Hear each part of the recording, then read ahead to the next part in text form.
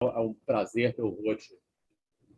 É um prazer ter o Roth aqui. Eu acho que assim, é uma sensação muito legal, porque a gente, no seminário passado, foi uma discussão toda sobre o Artromint enfim, o processo de formação do grupo, né? Como é que foi. O Roth é aquele cara que eu me lembro de aparecer primeiro em umas reuniões de SDBQ, SDPZ, né? Que era, né?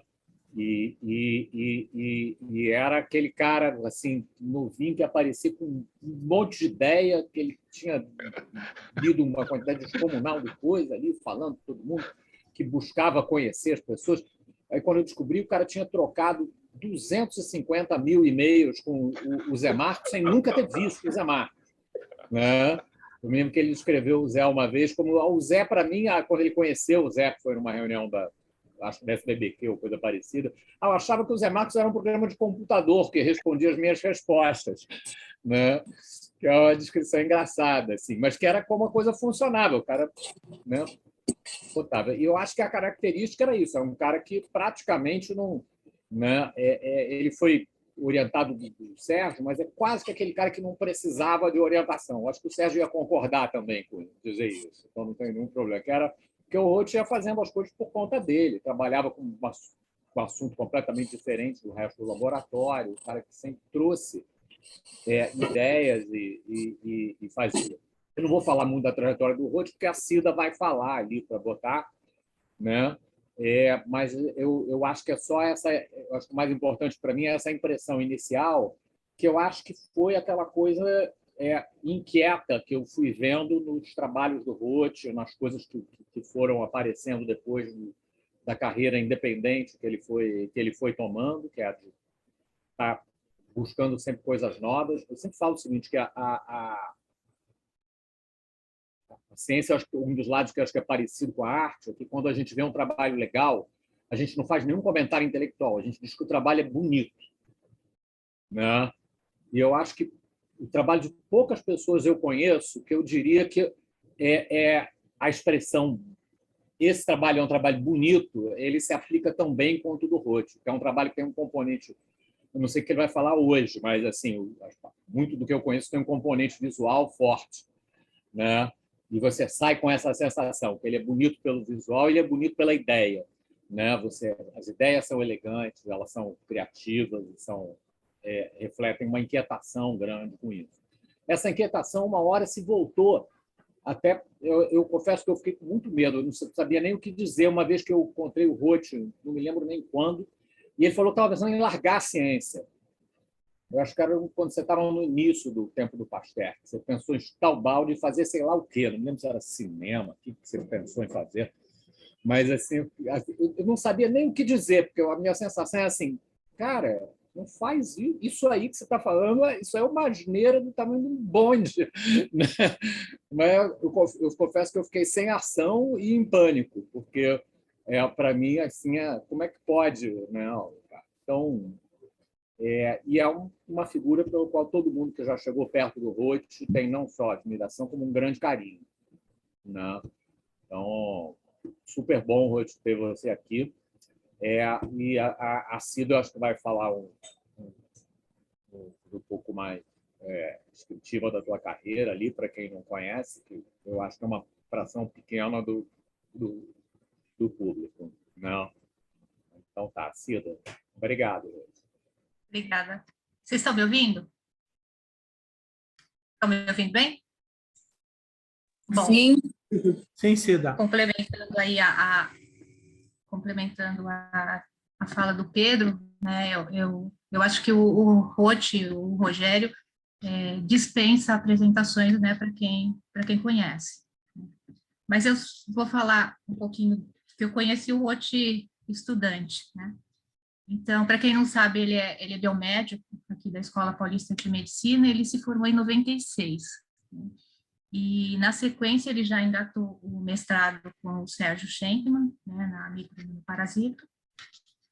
E, depois de um ano e pouco, ele, na verdade, passou para o doutorado direto. Então, ele não defendeu o mestrado, nem defendeu o doutorado direto, e foi nessa época que eu conheci o Roth, né? E E assim, como o Pedro já falou, ele é uma pessoa extremamente, né, focada em ciência, é até estranho, né? Às vezes ele teve essas dúvidas, acho que algumas vezes na vida, e ele é muito curioso, né? Uma iniciativa assim fora do comum. E durante o doutorado ele trabalhou com o Cruze, né? O T-Cruze e a interação com o vetor, o triatom infestans.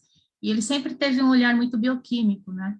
E foi aí que a gente se cruzou, né? E aí eu tive o privilégio de conversar com ele e começar a trabalhar com ele. E conhecer melhor o orientador dele, que apesar da gente estar na mesma instituição, eu não tinha muito contato com o Sérgio, e a gente colabora até hoje. E por causa disso, né, eu fui colocada oficialmente como co-orientadora do ROT, só que é o que o Pedro falou, né, o ROT não precisa de orientador. Então, ele fez a tese sozinho, ele que pensou, planejou, né, fez as perguntas e respondeu. E em 2002 ele defendeu o doutorado, e nesse mesmo ano, eu não sei se algum de vocês lembram, ele foi o sexto premiado, né, o jovem talento em ciências da vida na SBBQ, né, que é patrocinado pela empresa na época, a National Bioscience, né. E aqui eu queria abrir um parênteses, né, antes de continuar falando da trajetória dele, mas uma coisa que eu lembrei, né, semana passada o Massuda falou muito, né, ele falou do Artromint até o artropódio, e o Roth foi, na verdade, quem me introduziu, ou que me intermediou a minha participação no Artromint, né, porque a gente participou a nossa primeira reunião foi em 97, né, ele e, na época, o meu aluno, o Ivan Campos, e a gente foi de ônibus, né, de São Paulo até Angra. A gente chegou lá às 5 horas da manhã, né, às 6 a gente estava na pousada, todo mundo dormindo, né, eu e o Ivan, a gente resolveu dormir um pouquinho, né, o Roth resolveu andar na ilha, ele nem dormiu, e aí, na sequência, a gente começou nas mesas, né, então essa foi a minha primeira experiência, acho que a dele, de participação no Artromint, né, e obviamente eu continuo, né, participando ativamente até hoje. Então, eu não sei se o Rô te lembra, mas foi através dele que eu conheci o pessoal, né, ativamente. Bom, fechando o parênteses, né, então, em 2002, o Rô, ele terminou o doutorado, começou um pós-doc no laboratório do Sérgio, né, mas, obviamente, ele estava buscando um pós-doc, né, e, inicialmente, né, as conversas dele foram com o Zé Marcos Ribeiro, mas dessa mesma época, a gente teve uma vaga, né, um concurso, a abertura de um concurso para uma vaga no meu departamento de bioquímica. E o Roth não tinha, eu acho que nem um ano de pós-doc, né, e a gente conversou, né, bastante e tal, aí finalmente ele decidiu prestar o concurso, e se inscreveu. E na época eu não lembro se eram 23, sei lá quantos candidatos, mas eram vários candidatos já com pós-docs, né, até fora do país. E o Roth sempre muito, muito sábio, né, ele sabia que ele não ia conseguir, né, ter uma nota superior do que alguns candidatos no memorial, né. Aí o que ele decidiu fazer foi preparar uma aula magnífica, né. Então, ele deu uma aula de proteínas, estrutura e função, né, brilhantemente, e o resultado foi que ele tirou nota máxima, né, de todos os membros da banca, né, e no final, né, ele foi o aprovado no concurso. E no primeiro ano que ele teve, né, como professor, ele assumiu as aulas de química orgânica da professora Cat, que tinha se aposentado, né. E aí um outro parênteses também, né, em relação ao Roth, né, eu acho que a característica dele, quando ele decide fazer alguma coisa, né, ele faz bem feito, né, e ele deixa as marcas dele, né, boas marcas, e então ele começou a ministrar a disciplina de química orgânica para os biomédicos, aqui na EPM, né, E tamanho foi, né, a empolgação dele e dos alunos, que ele foi convidado para ser patrono da turma, né, de biomedicina de 2005. Né? Então, assim, não só a ciência, mas ele, quando decide fazer alguma coisa, ele faz e faz bem feito. Né? E, na sequência, ele precisava realmente sair, né, para ter uma experiência fora do país, e eu não me lembro se foi em 2006 ou 2007, ele foi para um pós-doc, mas não no Zé, ele foi para um pós-doc no laboratório do Menar, no Instituto Pasteur. Né? Ele passou um tempo lá, acho que foram uns 2 anos, ele voltou para o Brasil, né? Ficou um tempo com a gente, né? Mas aí ele saiu por 3 anos, né? Na sequência, e ficou um tempo como pesquisador no Pasteur. Né?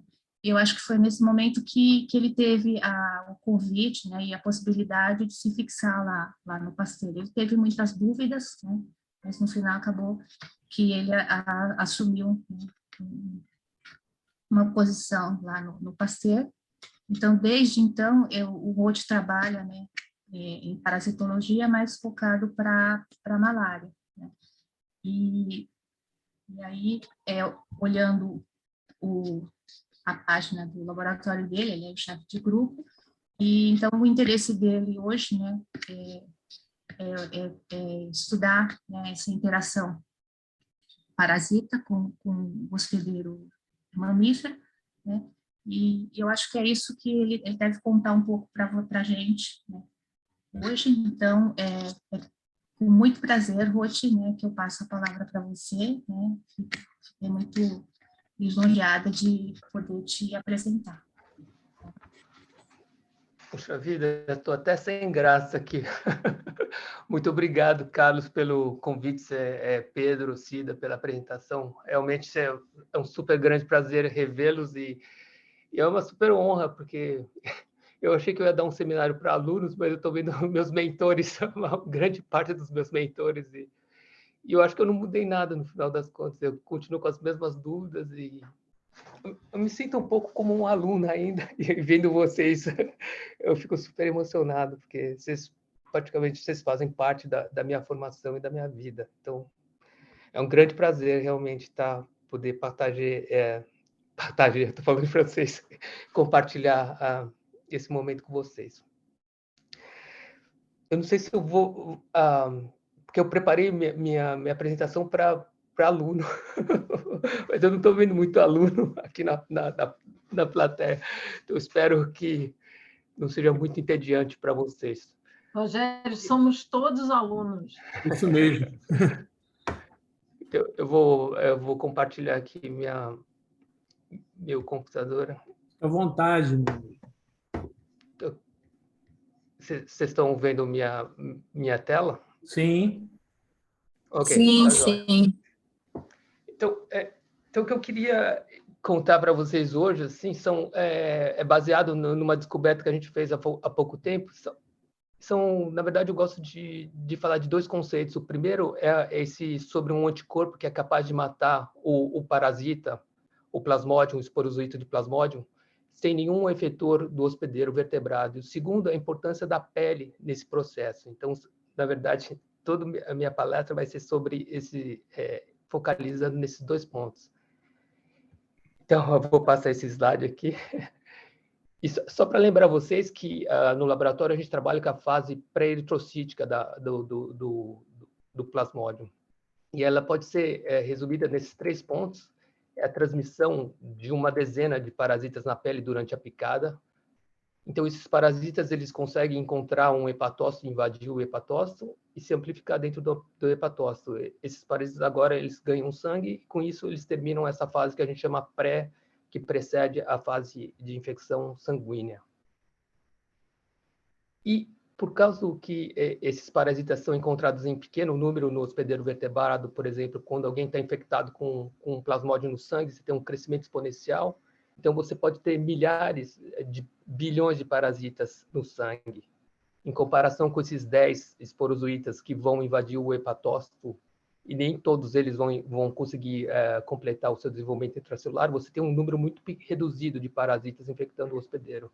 E não é surpreendente que as 2 candidatos vacinais mais avançados, eles ciblam esses parasitas.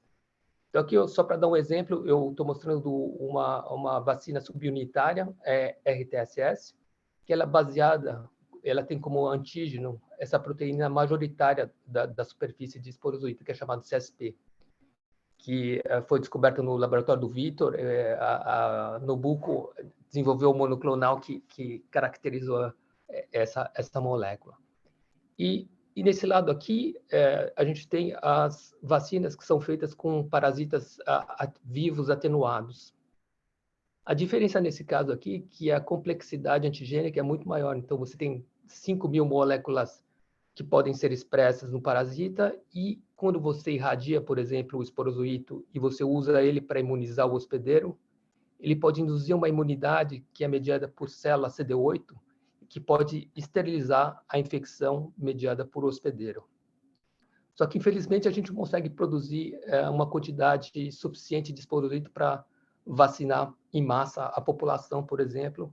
Então, uma parte do laboratório, a gente está tentando desenvolver a cultura desse parasita in vitro. As pessoas estão tentando, depois de 1940, a produzir esporozoitos in vitro, mas ninguém consegue. Então, a gente teve até a ajuda da Jorge Atela, que eu vi que está na audiência também. Um abraço, Jorge. Então, uma das partes do laboratório está tentando hoje fazer essa cultura in vitro, mas eu não vou falar sobre isso hoje. Então, no laboratório, a gente tem esses 3 eixos de pesquisa, que a gente tenta entender como o esporozoito infecta o hospedeiro em vivo. A gente tenta entender como o hospedeiro é capaz de eliminar eficientemente esses parasitas, seja na pele ou no fígado ou no sangue. E, finalmente, esse é o 3º eixo, é onde eu tenho dedicado mais tempo agora. A gente está tentando desenvolver uma vacina multiantigênica contra a malária. E é nesse contexto que a gente também está tentando fazer a cultura in vitro do esporozoíto. Então, a gente está testando vacina de RNA, vetorizada em measles, lentivírus, mas eu também não vou falar sobre isso hoje. Então, para voltar para o começo do meu seminário, eu queria apresentar para vocês, são os slides introdutórios do que a gente chama a fase cutânea da infecção pelo plasmódio. Quando eu cheguei no Pasteur, todo mundo tinha essa visão do começo da fase pré-eritrocitária. Então, eles achavam que o mosquito injetava o parasita direto no sangue. E por causa do artromintio, e porque eu sou um fã explícito do trabalho do Zé Marcos, então ele já propunha que a saliva era utilizada pelo vetor para encontrar um vaso sanguíneo e facilitar a aquisição do sangue durante a picada. Então, quando eu olhava esse esquema, me dava arrepio, né? Porque eu falei, não, tem alguma coisa errada, né? Provavelmente os parasitas são inoculados na pele. E, olhando a literatura, você tem esse conceito que foi inventado por Andy Spielman, que chama a migração tardia. Então, é um conceito experimental muito interessante. Então, basicamente, ele mostra que, independente do sistema de transmissão que você usa, por exemplo, aqui, vírus e mosquito, bactéria e carrapato, ou o plasmodium e mosquito anofelino, é muito parecido à cinética da transmissão. Então, por exemplo, se você pega um vetor infectado e faz picar um camundongo, você tem 100% de animais infectados no controle. Então, se o vetor injetasse o patógeno direto no sangue, não importa se você cortasse, excisasse o sítio da picada, todos os animais deveriam ficar infectados, mas isso não é o que acontece no sistema experimental que ele testou. Então, por exemplo, ele colocou um mosquito infectado com vírus para picar a orelha do camundongo e excisou em 5 minutos, 10 minutos e 360 minutos. Vocês podem ver que depois de 5 minutos, você não tem infecção dos animais. Isso é muito mais claro por exemplo, quando você tem um carrapato infectado com espiroqueta, você pode deixar o sítio da picada por 2 dias, e se depois de 2 dias você excisar esse sítio da picada, você não vai ter infecção dos animais. Então, claramente, você mostra que demora um tempo para o parasita atingir a circulação e estabelecer uma infecção sistêmica em todos os animais que foram picados. E claramente isso acontece também para Plasmodium. Então, para você ter infecção de todos os animais, eles precisam de pelo menos 45 minutos para deixarem o sítio da picada. Então, a gente queria mostrar isso em tempo real. Então, a gente montou esse sistema. Isso foi quando eu cheguei no Pasteur. Então, meu projeto no Pasteur é para estudar a invasão de glândula salivar. Daí eu falei para o meu orientador, eu era um pós-doc de um pós-doc. E daí eu falei, esse projeto parece meio chato, posso trabalhar na picada, porque eu acho que é isso que está acontecendo. Ele falou, tudo bem, você pode fazer isso. Então, eu botei um mosquito infectado com um parasita fluorescente para picar a orelha de um animal anestesiado e eu olhei no microscópio. E, para minha surpresa, não era tão surpresa assim, mas os parasitas, eles se mexiam livremente na pele. Então, aqui é um camundongo transgênico mostrando um vaso sanguíneo, um capilar, uma glândula sebácea e o parasita se mexendo aqui em verde. E uma parte dessa população, a gente quantificou, 25% eram capazes de achar o vaso primeiro, que representa só 5% do volume da pele, e invadir ativamente esse vaso. Agora, o que a gente está tentando entender, a gente está modelando esse tipo de como o parasita é capaz de, randomicamente, aleatoriamente, encontrar o vaso e invadi-lo. E a Pauline, que está mostrada aqui, é uma pós-doc, ela descobriu que, na verdade, as invasões elas não são aleatórias no vaso, elas são concentradas no que a gente chama hotspot de invasão. Então, cada ponto vermelho representa um evento de invasão, e vocês podem ver que eles estão aglomerados, clusterizados em determinados pontos da vasculatura. E esses pontos eles estão associados com essa célula que chama pericito, que é uma célula perivascular. Então, aqui você vê 2 eventos de invasão, e quando a gente mede a distância do corpo de um pericito para o sítio de invasão, a gente vê que realmente esses clusters de invasão eles estão muito próximos dessa célula perivascular. A gente não entende muito bem os mecanismos moleculares, mas ela está estudando ainda e quem sabe em breve a gente vai poder mostrar o que está atraindo os parasitas, o que está determinando esses hotspots de invasão. Ela também, no laboratório, a gente desenvolveu um sistema para a gente estudar a função de proteínas usando in vivo imaging. Então, aqui, por exemplo, eu vou mostrar para vocês uma atividade que chama travessia celular. Então, essa travessia foi descrita por Maria Mota em 2001. Então, basicamente, o parasita ele pode fazer um furo na célula hospedeira e atravessar a célula hospedeira. Então, a ideia aqui é utilizar uma célula transgênica que expressa GFP no citoplasma. Então, quando o parasita fura a célula, a GFP escapa.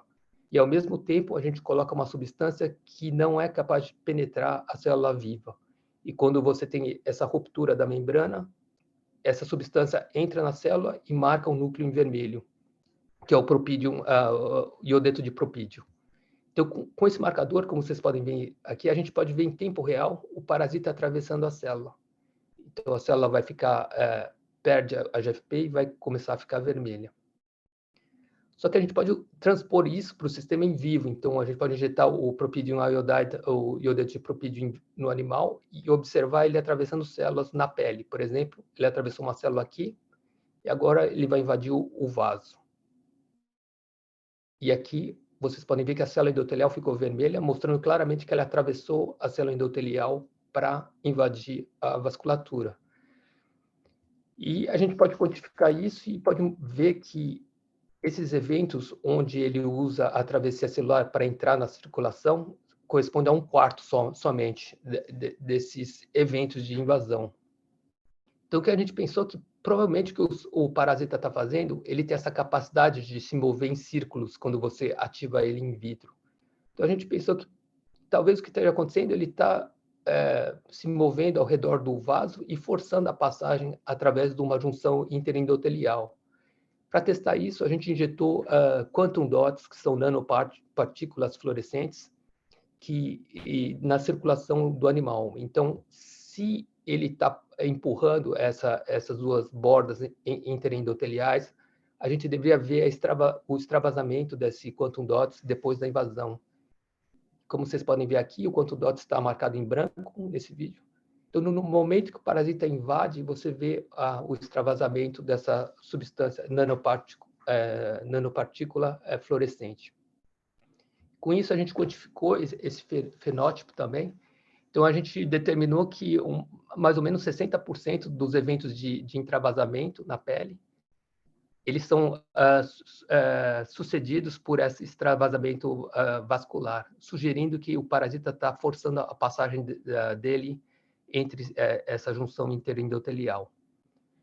Isso aqui é só para mostrar que a travessia celular é importante na pele, mas o parasita é plástico, ele tem vários mecanismos para poder invadir o vaso sanguíneo. Então, como a gente está interessado em bloquear ele com anticorpos, então a gente acha que a travessia celular não é um bom alvo para direcionar, porque só 1/4 da população está usando essa atividade e eles podem atravessar a barreira endotelial sem necessidade dessa atividade de travessia celular. Então, isso é 25% da população e tem uma parte da população, como vocês estão vendo aqui, um parasita fazendo gliding na pele, e de repente ele começa a fazer o que a gente chamou de lateral drifting, é como se ele estivesse flutuando na pele, que é muito sugestivo de uma invasão de um vaso linfático. Então, para provar isso, a gente microinjetou um corante vermelho que é drenado pela linfa, junto com o esporosito na pele. E como vocês podem ver aqui, eles são drenados para os mesmos dutos linfáticos. E isso corresponde mais ou menos a 15% da população que foi inoculada pelo mosquito. Hoje em dia é muito mais fácil, a gente pode usar animais transgênicos, e aqui você vê um vaso linfático, e vocês veem que realmente esse movimento lateral, ele corresponde a essa drenagem linfática de parasitas que invadiram o vaso ativamente.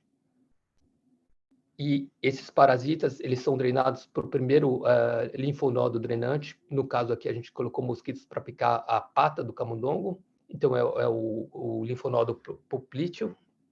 E vocês podem ver esses pontos verdes são parasitas que foram drenados para esse linfonodo. Só que se você olha o segundo linfonodo dessa cadeia linfática, quase você não encontra parasita nele. Tem uma admissão de mais de 200 vezes. Sugerindo que o sistema linfático não é apto para fazer o transporte do parasita até a circulação sistêmica. Então, os parasitas que entram nos vasos linfáticos, eles morrem nos gânglios linfáticos drenantes. E essa população de parasita, o laboratório do Fidel, que trabalha na mesma instituição do Marcelo, ele mostrou que os parasitas que são drenados são importantes para fazer o priming de células CD8, que depois serão capazes, por exemplo, aqui mostrando em vivo, elas eliminando o parasita no fígado.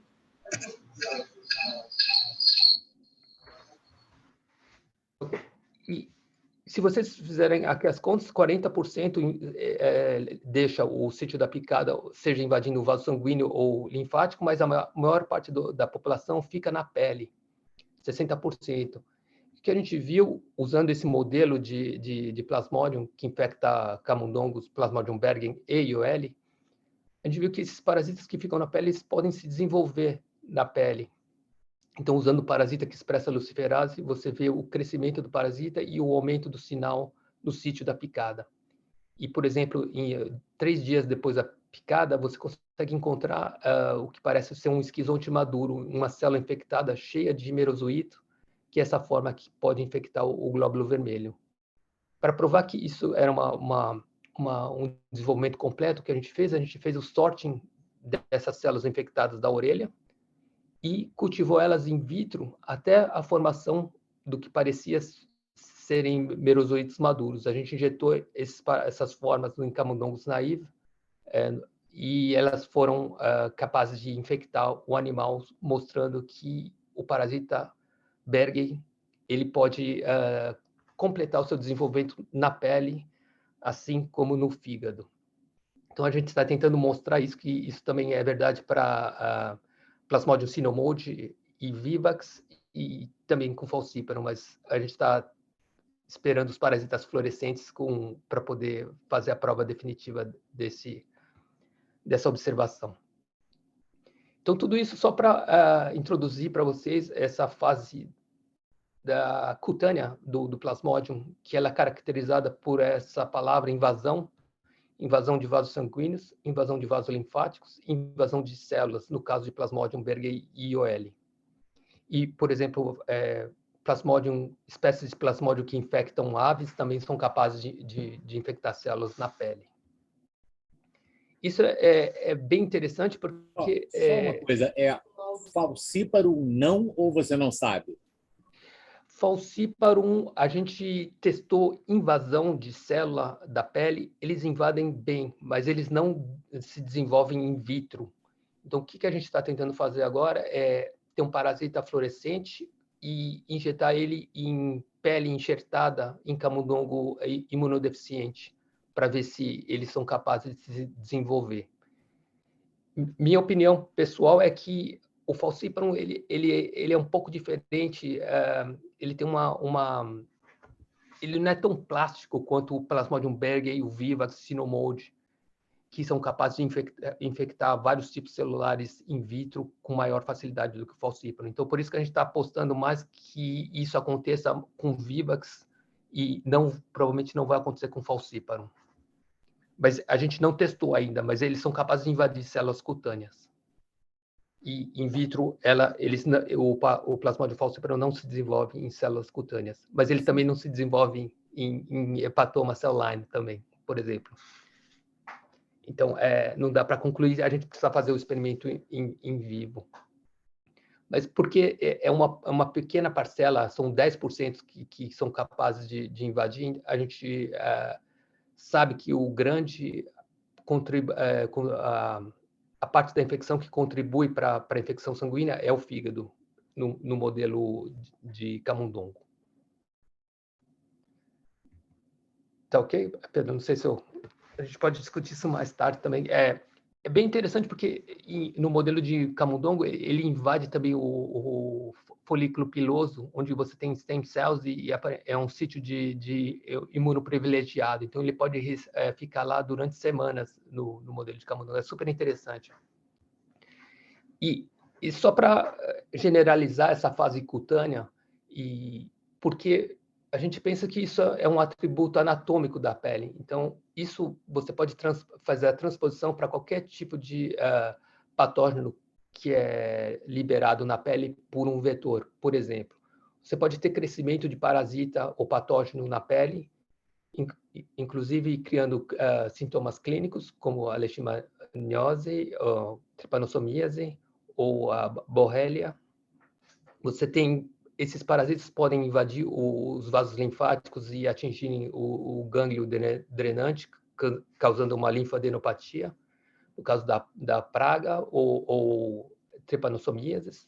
Claramente você vê a sintomologia. E eles podem também acessar a circulação, seja invadindo o vaso direto ou através da via linfática e se disseminar, causando a septicemic plague, ou malária, ou a doença trypanossomiase africana. E a gente podia até extrapolar isso para câncer, por exemplo, você pode ter o crescimento de uma célula na pele local, invasão de vaso linfático, metástase pela invasão sanguínea. Então, realmente, essas características da biologia do parasita são mais devidas ao atributo anatômico, que força duas saídas somente e um sítio de desenvolvimento local. E o que eu adoro assim, nesse paper do Andy Spielman, em 92, que ele tem uma frase que ele escreveu assim, essa transmissão extravascular de vírus por um mosquito pode afetar a patogênese, a atividade antiviral de drogas ou a eficácia de vacinas. E é isso que eu gostaria de mostrar para vocês nessa segunda parte do meu seminário, que é onde eu vou apresentar esse anticorpo citotóxico. Então, só para entrar mais em detalhes no modelo que a gente está usando um sistema de imunização contra essa proteína que a gente chama de CSP. E aqui você tem a estrutura dela. Na vacina ARTSS, eles usam uma parte da CSP, então a parte C-terminal, e metade da região repetitiva. Então, você tem uma repetição de 4 aminoácidos na maior parte das espécies. E essa proteína pode ser processada aqui nessa região 1. E desde a década de 80, a gente sabe que anticorpos contra a CSP, eles podem inibir a motility do parasita, a mobilidade do parasita, e, por consequência, as atividades celulares que dependem da mobilidade do parasita. Por exemplo, a travessia celular que eu mostrei para vocês, ou a infecção de célula, a invasão de célula.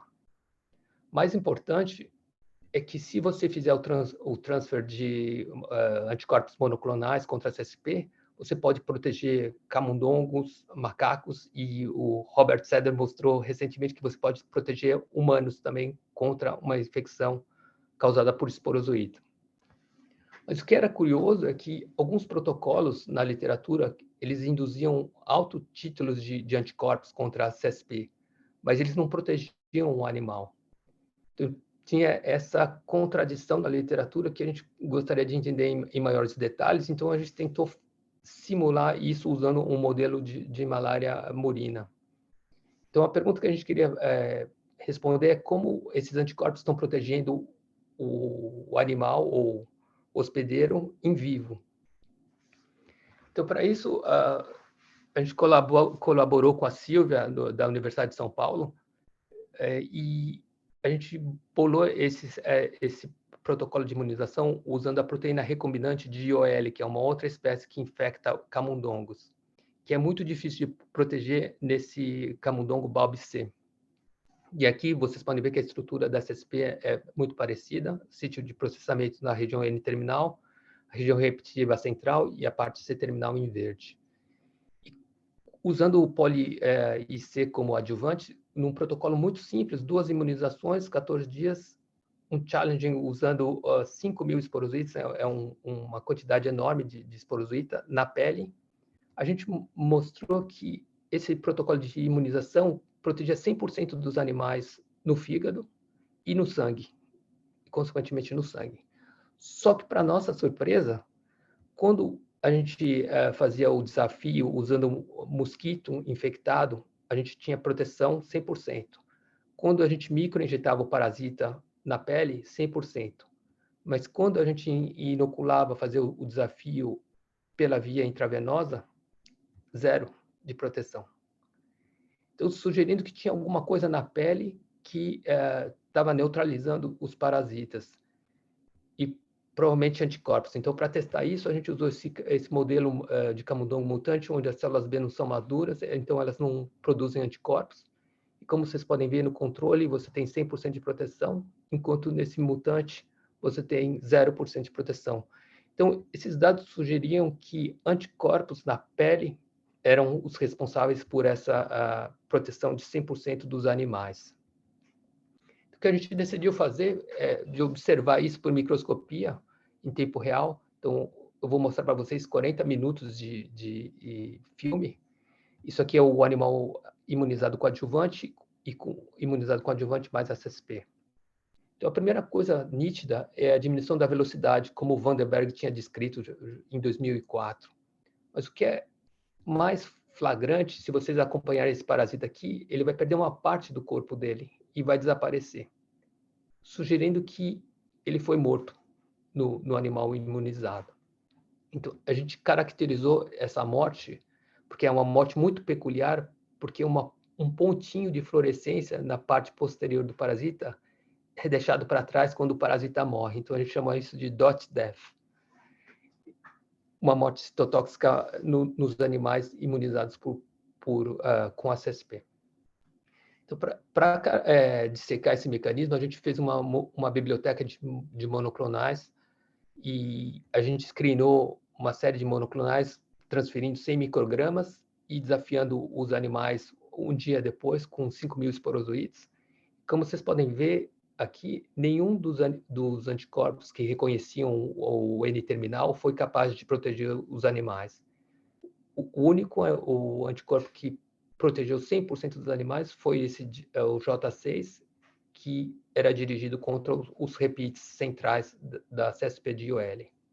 Então, nos experimentos seguintes, a gente vai usar o W24 como controle do J6, porque ele tem o mesmo isotipo. Um reconhece o N-terminal, não é protetor, e o J6 é contra os repeats e protege 100% dos animais.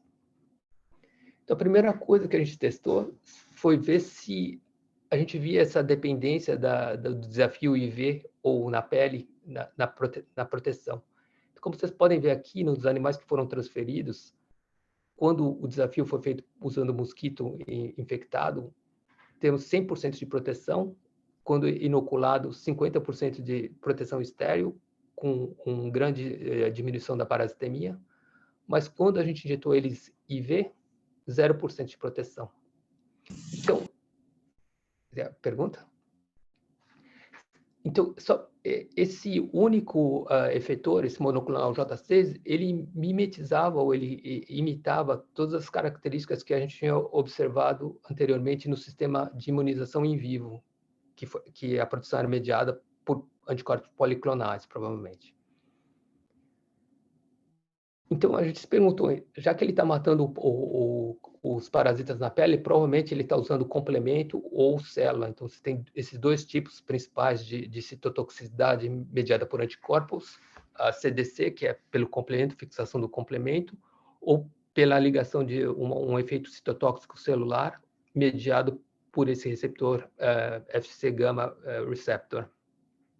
Então, para testar o que estava acontecendo em vivo, a gente decidiu usar dois modelos de animais mutantes, um nocaute para o C3, que está no meio da cascada de complemento, e um animal que tem uma deficiência na sinalização através desse receptor gama, receptor Fc-gama.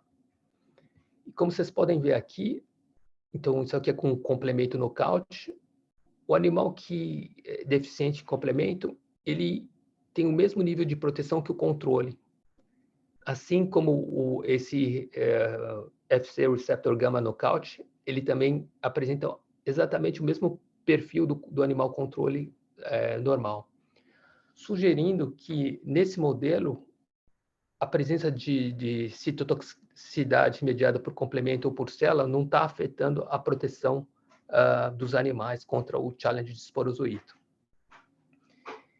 Então, para tentar explicar qual que é o mecanismo de ação desses anticorpos, a gente testou eles in vitro para ver se a gente conseguia mimetizar o que a gente observou na pele. Então, a primeira coisa foi a diminuição de velocidade. Então, claramente, esse anticorpo protetor, ele era capaz de inibir a velocidade, enquanto que o anticorpo que reconhecia o N-terminal da CSP não inibia a velocidade dos parasitas e não é protetor. E, para nossa surpresa, quando a gente incubou e observou o que estava acontecendo in vitro, desses parasitas que estavam perdendo a velocidade, a gente viu a morte de um grande número deles nesse perfil que a gente tinha descrito anteriormente como dot death. Então, que basicamente a gente incuba ativo esporozoíta na presença de iodeto de propídio. Então, quando o parasita morre, ele incorpora essa substância vermelha no núcleo. Então, como vocês podem ver, realmente você tem a diminuição de velocidade e a morte do parasita sem nenhum efetor do hospedeiro. Então, a gente se perguntou como esse anticorpo está matando esse esporozoíta. A gente estava tentando entender o mecanismo. O que a gente fez? A gente fez um ensaio citométrico. Aqui você pode fazer a seleção da janela do esporozoito. E quando eles estão vivos, é um esporozoito que expressa constitutivamente GFP. Então, ele é GFP positivo. E a gente coloca iodeto de propídio. Então, ele é iodeto de propídio negativo. Quando você adiciona o anticorpo citotóxico, ele fica GFP negativo e IPI positivo, indicando a porcentagem de parasitas que foram mortos durante esse tempo de incubação. A gente fez uma segunda biblioteca de monoclonal contra a CSP, usando esse mesmo protocolo de imunização que eu mostrei para vocês. E a gente isolou um monte de anticorpos contra a região N-terminal representada aqui por esses quadrados, mas nenhum deles mostrou atividade citotóxica. O único, de novo, que mostrou atividade citotóxica foi um anticorpo contra a região repetitiva central da CSP, representado pelo círculo.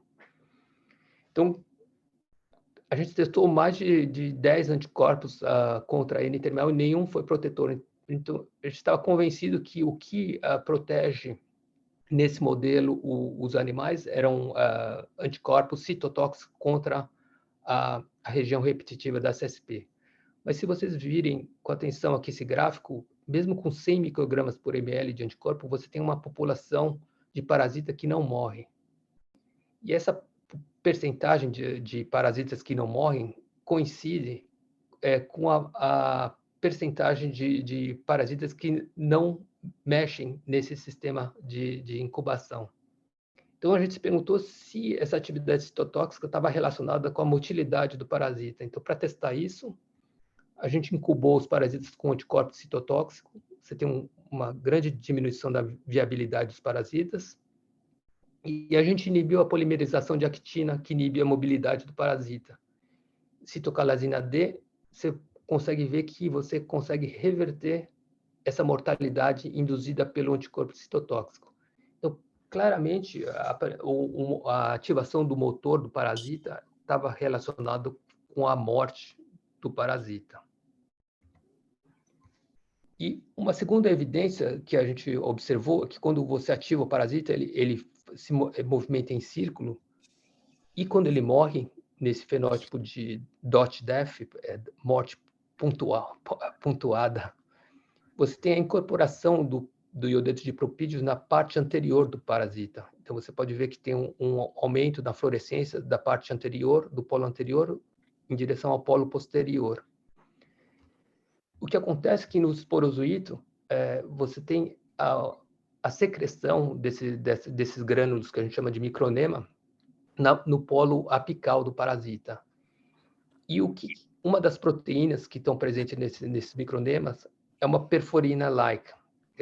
A gente tem o nome de SPECT2 ou PLP1, e essa molécula é responsável, ou ela é essencial para essa atividade de travessia celular. Então, aqui vocês veem um parasita atravessando uma célula, então, ele secreta essa molécula formadora de poro para poder fazer um poro na membrana e atravessar a célula do hospedeiro.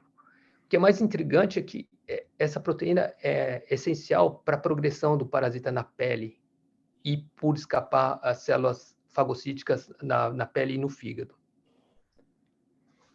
Então, a gente perguntou se, eventualmente, o que estava acontecendo é que essa proteína citotóxica formadora de poro era responsável por esse fenótipo que a gente estava observando em vivo e in vitro.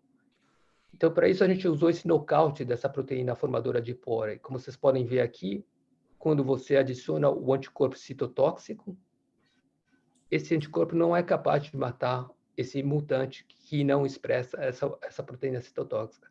Então, claramente, essa atividade citotóxica depende da mobilidade do parasita e da secreção dessa proteína citotóxica. Então, daí veio a questão que, provavelmente, o que está acontecendo é que a CSP está protegendo o parasita contra a inserção essas moléculas membranolíticas. Então, para averiguar essa hipótese, o que a gente fez, a gente analisou por microscopia essa população de parasita que, depois da incubação com o anticorpo citotóxico, eles continuavam vivos. O que a gente viu foi esse fenótipo que vocês podem ver aqui, que Van der Berg descreveu faz muito tempo, e ele deu o nome de CSP reaction, Circumsporozoite Precipitation Reaction, a reação de precipitação da CSP.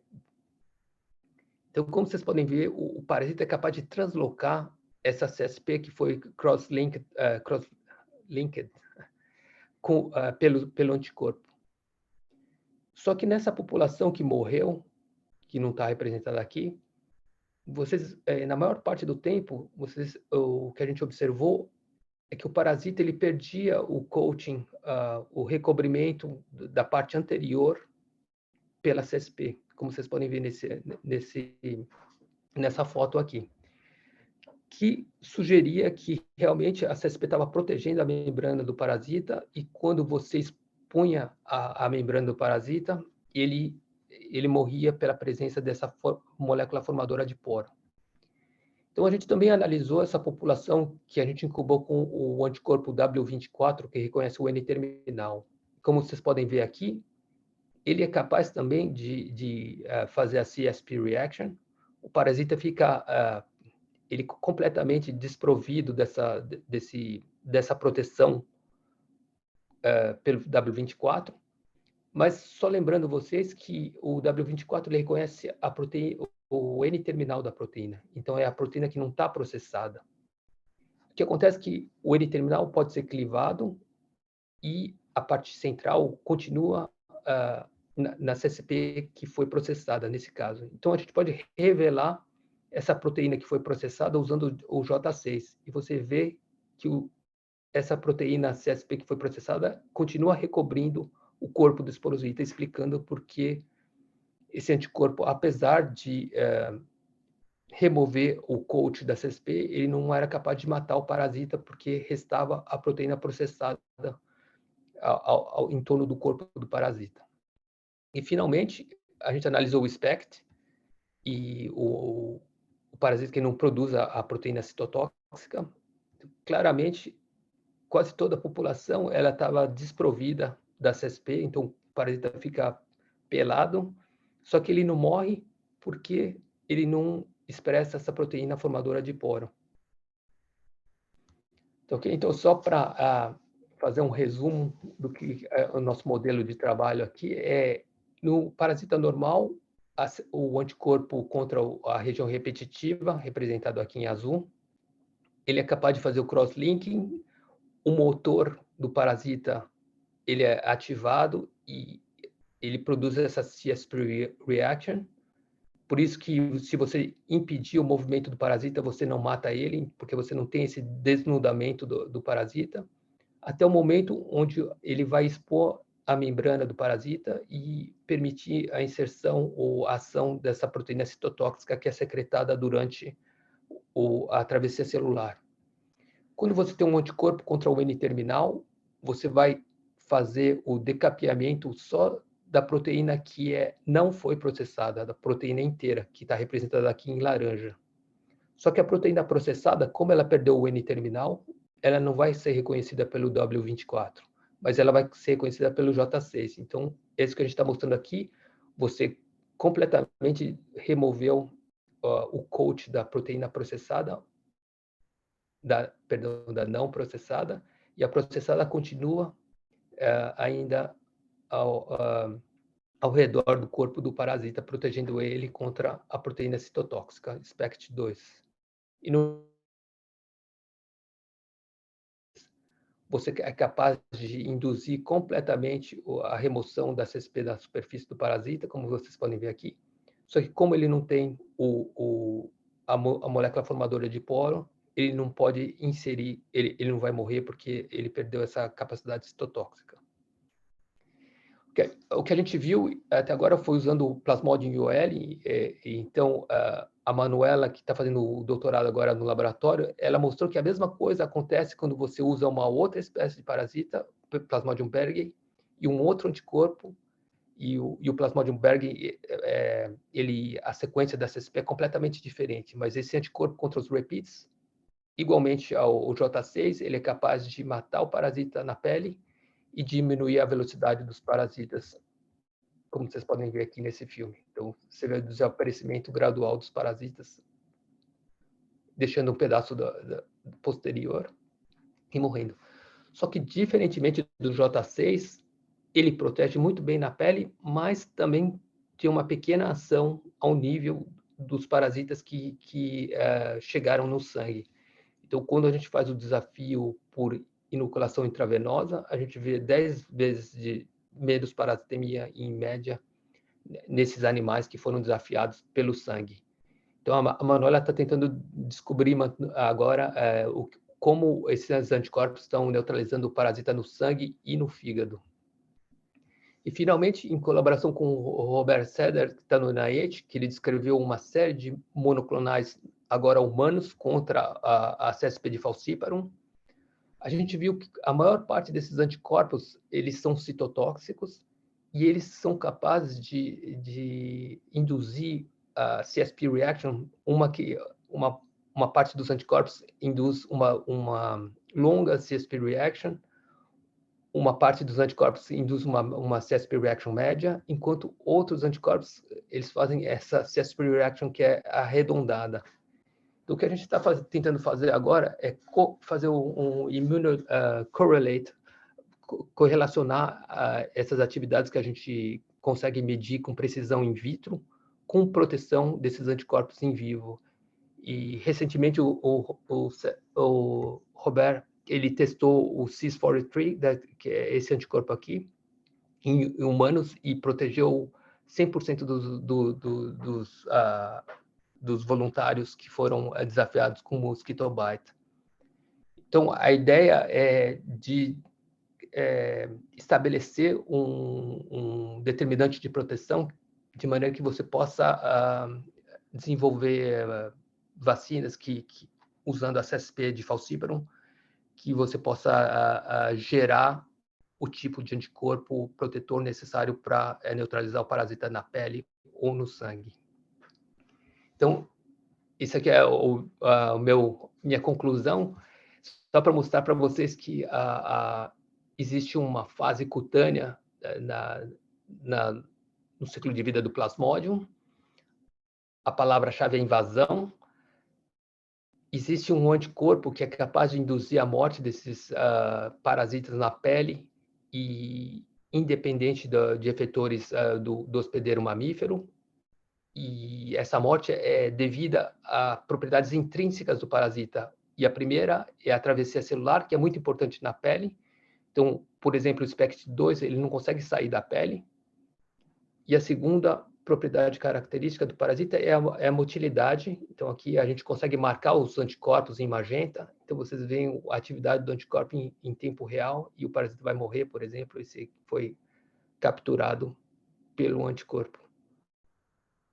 Então, por isso que isso explica por que esses anticorpos são tão efetivos na pele, porque o parasita precisa dessas duas atividades, motilidade e travessia celular, para atravessar a derme do hospedeiro.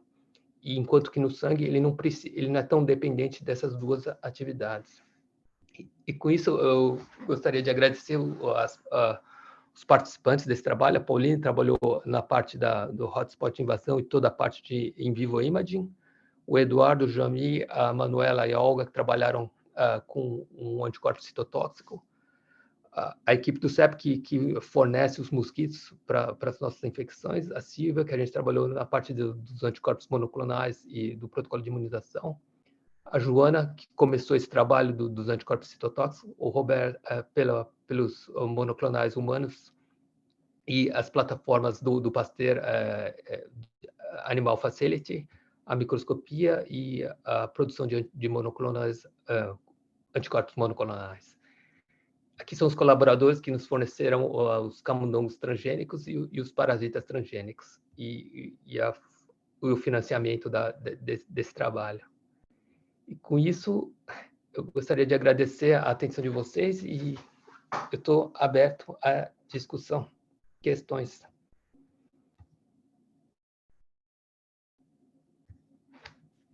Legal, Rod. Muito obrigado. Super bacana. Pergunta, gente. A Clarissa levantou a mão. Clarissa, fica à vontade. Bom, não, é sempre muito emocionante, né, ver o seu trabalho. E aí eu fico sempre... A gente tende a focar naquelas coisas, tem uma fixação com tecido adiposo. Então, tudo que você foi falando, e até assim, eu sei que você tem o trabalho com a Georgia, mas olhando para o fígado, a G está olhando para a coisa do metabolismo de lipídio no inseto, E aí, quando você fala, ela tem um trabalho também em fígado, mas você foi falando em pele, e eu só penso em tecido adiposo subcutâneo. Não existe pele em mamífero sem tecido adiposo subcutâneo, que pode estar aumentado, né, em condições de obesidade, né, e lipodistrofia. Então, você já pensou nessa participação? Até quando você fala linfonodo poplíteo é aquela bolinha que eu tiro quando eu estou isolando o tecido adiposo inguinal do camundongo, né? É o que eu tiro para não contaminar de células do sistema imune no meu tecido adiposo, né? Então, não existe a possibilidade desse parasita, a não ser num camundongo muito magro, né? Até pode ser, mas normalmente na pele de um humano não existe esse parasita chegar num linfonodo sem passar por um tecido adiposo, né? Você já pensou nisso? Né? Porque ele tem que passar por um mar de células enormes, né? E gordas.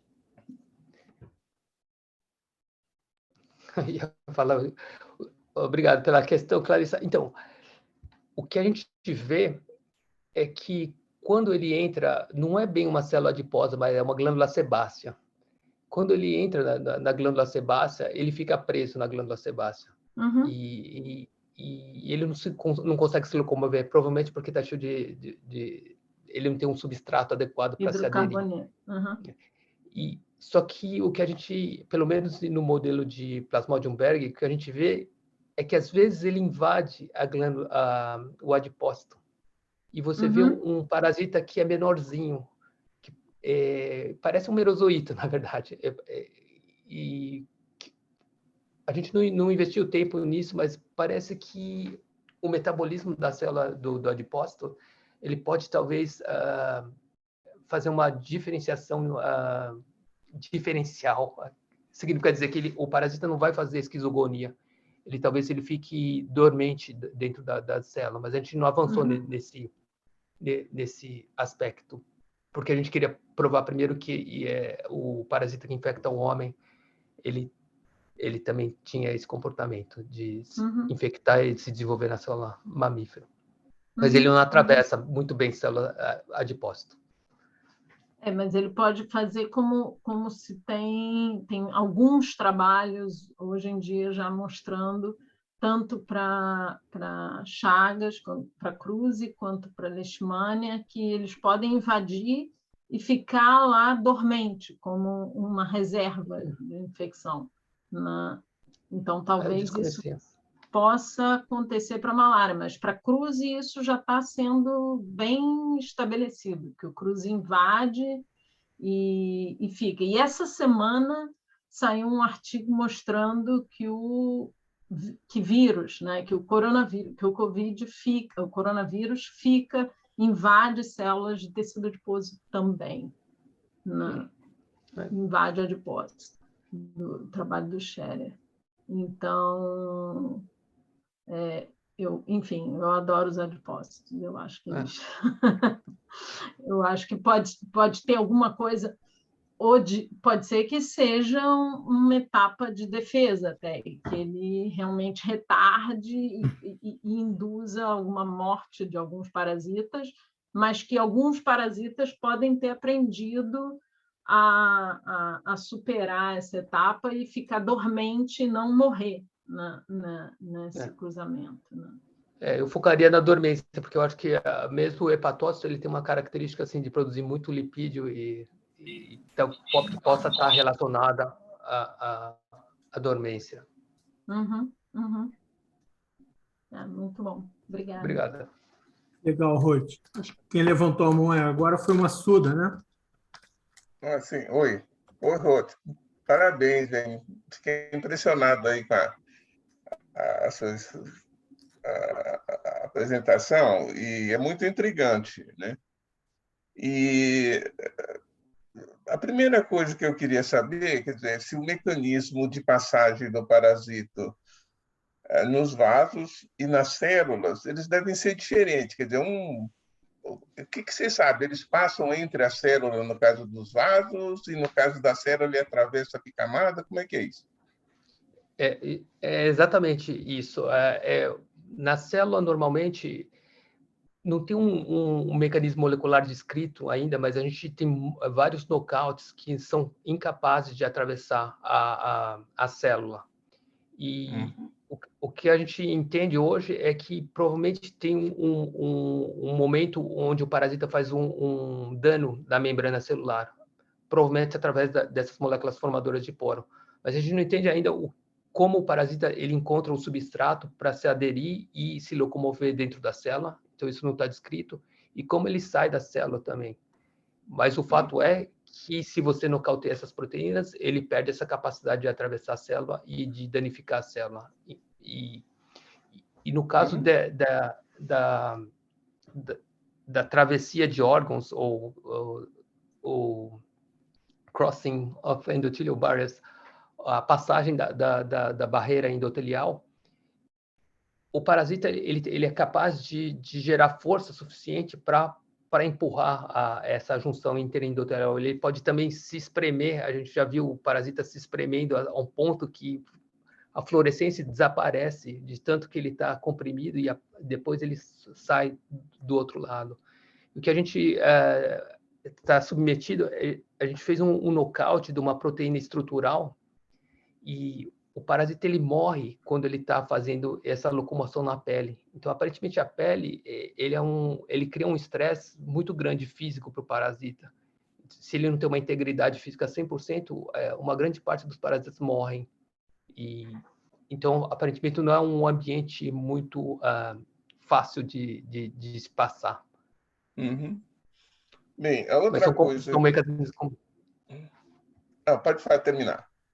Não, só para reforçar que são mecanismos diferentes, moleculares diferentes. Um é baseado na motility, outro é baseado no repertório de proteínas relacionadas ao wounding da célula, para responder a sua questão. Tá. Sim, agora você então tocou no ponto que a outra questão que eu queria saber é sobre a motilidade. A motilidade como uma coisa super importante nesse processo, né? Eu fiquei pensando cá comigo, né? Se existem fármacos que reduzem a mobilidade do parasito in vitro, ou alguma coisa existe alguma coisa desse tipo descrito ou não? Eu tenho um amigo que tentou fazer uma pomada que inibia a mobilidade, mas ele não conseguiu. A única coisa que ele não conseguiu nada muito específico. Eram ionóforos e nada muito específico. O que a gente descobriu agora é que o bicarbonato ativa a mobilidade do parasita. Então, tem um inibidor de adenilato ciclado solúvel que é capaz de inibir muito bem a mobilidade do parasita. Mas eu não sei se dá para usar ele como droga. Sei. Porque seria sensacional se você pudesse usar uma pomadinha tal nas regiões em que tem uma árvore, já dificultaria o processo e facilitaria a resposta imune eventualmente. Então, porque eu entendi que a baixa mobilidade favorece o sistema imune. É mais ou menos isso mesmo que eu entendi? Porque o que acontece, se ele tem uma mobilidade normal, num camundongo naivo, ele vai infectar, ele vai invadir os vasos e infectar o hepatócito. Agora, se o camundongo é imune e ele produz anticorpos contra a CSP, esses anticorpos eles podem matar o parasita, só que ele mata só quando o parasita se mexe. Então, o que acontece é que quando o parasita se move. Então, por isso que é tipo um paradoxo. Ou o parasita fica parado e não morre com o anticorpo, ou ele pode se mover, mas aí ele vai ser suscetível a ser morto pelo anticorpo. porque o anticorpo vai tirar a cobertura de CSP do parasita e aí ele vai ficar vulnerável a moléculas citotóxicas. Então, ou ele fica parado... parece aquela corrida evolutiva entre a presa e o caçador. Será que o alongamento do parasito expõe sítios que os coisa atacam? Será que existe alguma coisa do tipo? Coisa doida. Poderia ser o que a gente está tentando mostrar isso experimentalmente. Então, com esse SPECT, a gente consegue descapar a CSP e testar, por exemplo, complemento, perforina, para ver se ou peptídeos líticos, para ver se realmente a CSP está protegendo a membrana ou se tem alguma outra eventual hipótese que poderia ser ligada a essa exposição de receptores outros que você aventou agora.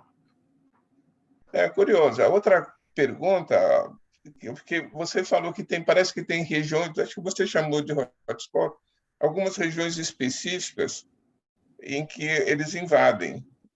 É isso que eu entendi mesmo ou não? Isso. A gente tem vídeos assim que é muito engraçado. O parasita invade num ponto do vaso e depois de 15 minutos um outro parasita invade o mesmo lugar, mas vindo de uma direção completamente diferente. E aparentemente tem regiões preferenciais de invasão. Então, só que a gente ainda não... Será que essas regiões existem, quer dizer, alguma coisa que atrai parasitas exatamente por ali? O que vocês estão pensando sobre isso? Então, a gente está trabalhando com duas possibilidades. Ou é um aumento de permeabilidade vascular, que você tem um extravasamento do plasma, ou que tem alguma coisa no plasma que atrai o parasita, ou é alguma coisa física. Então, você tem... Quando a gente faz um staining com anticorpos, às vezes a gente vê fibras que ligam o pericito com outras células. Então, é como se tivesse estradas fibrosas, são proteínas provavelmente fibrosas que ligam as células. Então, a gente está pensando talvez que o parasita possa usar esses caminhos para direcionar o movimento até essas células. Então, a gente está tentando fazer FibCen para ver, mapear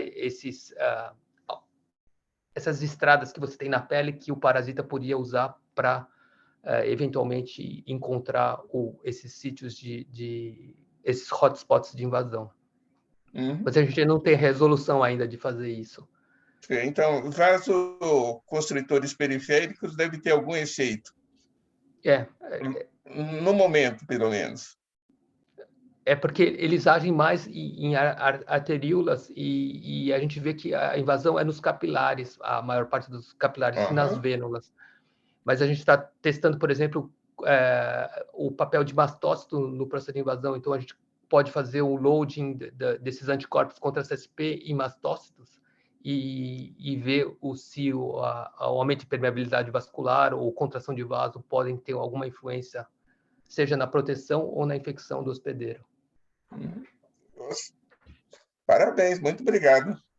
Valeu Obrigado mesmo. pela questão. Prazer revê-lo. Igualmente. Marcelo, é contigo.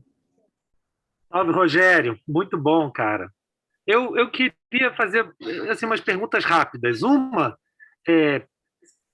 como é que você, de fato, determina que são pericitos e existem macrófagos perivasculares que têm aí também um papel importante na fisiologia tanto dos capilares quanto das vênulas pós-capilares. Eu fico me perguntando se essas células não poderiam ser candidatas a esse processo, quer dizer, se elas estariam aí entre o que você está chamando de pericito ou não. Essa é a primeira.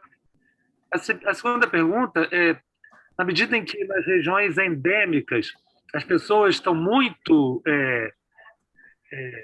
afeitas a diferentes ciclos de reinfecções, como é que são os títulos desses anticorpos que têm que parece uma predominância, né, nas regiões da derme e eventualmente forneceria uma espécie assim de uma barreira protetora, né? E a última pergunta é referente à própria morte do plasmódio. Essa, no final das contas, é uma morte necroptótica, uma morte parece mais uma necrose pela passagem de PI do que uma morte apoptótica, por exemplo, né? E o tratamento, por exemplo, com drogas que inibem as vias de necroptose influenciam essa morte que você chama de DOT? Okay. Obrigado pela questão, Marcelo. Muito boa. A primeira é a gente usa um marcador molecular, eu não falei, é CD146 positivo, FLIC1 negativo e CD31 negativo. Então, é com isso que a gente caracterizou pericito. A gente tem camundongos transgênicos também que expressam uma enzima que caracteriza pericitos, mas ele marca só uma parte da população, então a gente preferiu esses marcadores moleculares mais genéricos.